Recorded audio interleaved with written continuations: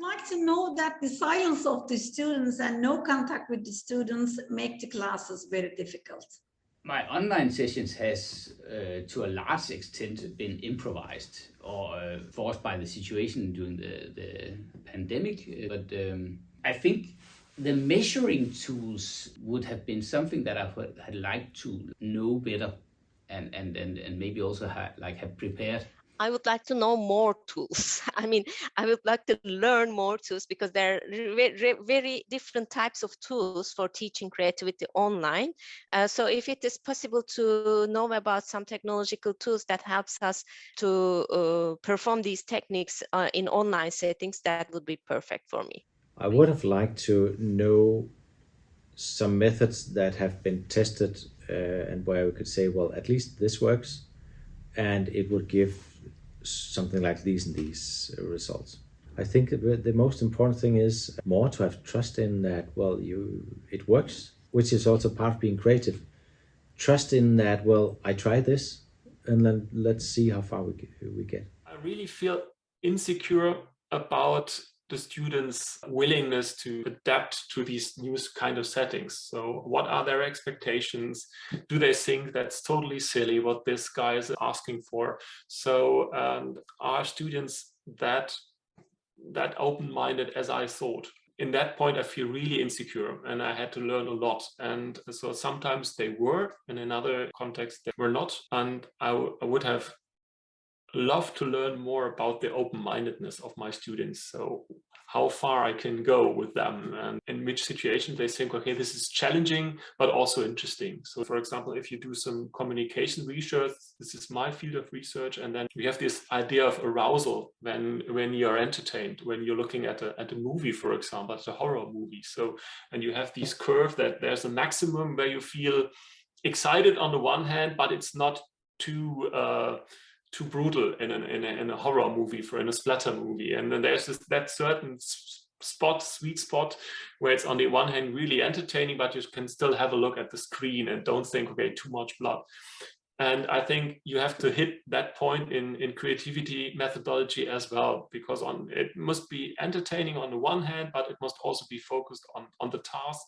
And it must be still a serious approach and fact-oriented approach. And I think that's the challenge for us as teachers to hit that sweet spot.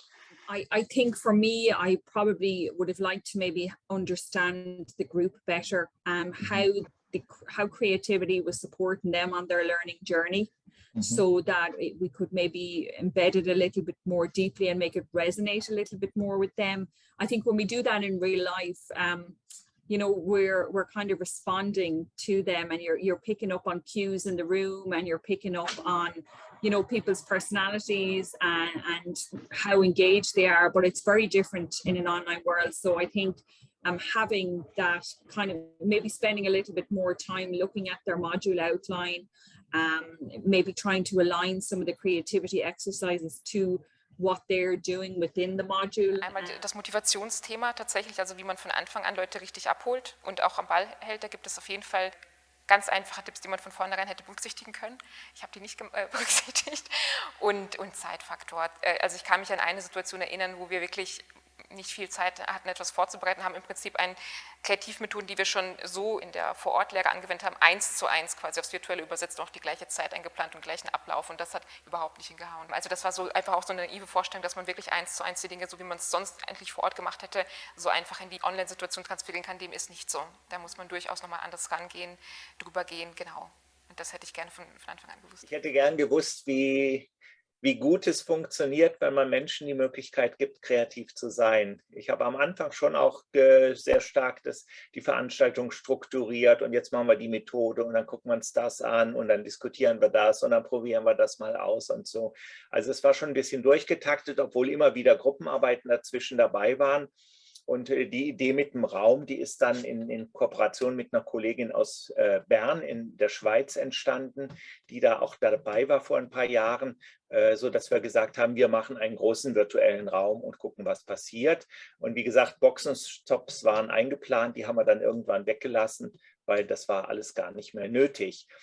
Und ich denke, so dieses das Wissen, dass es funktioniert, was ich ja auch immer bei Projekten erlebe, mit Projektpartnern, jetzt wie mit dem ersten Semester, die dann Schulleiter schulen, ja, da habe ich auch immer weiche Knie, weil ich denke, naja, kann ja auch schief gehen, aber es geht nicht schief, es funktioniert, wenn man die Möglichkeiten bietet.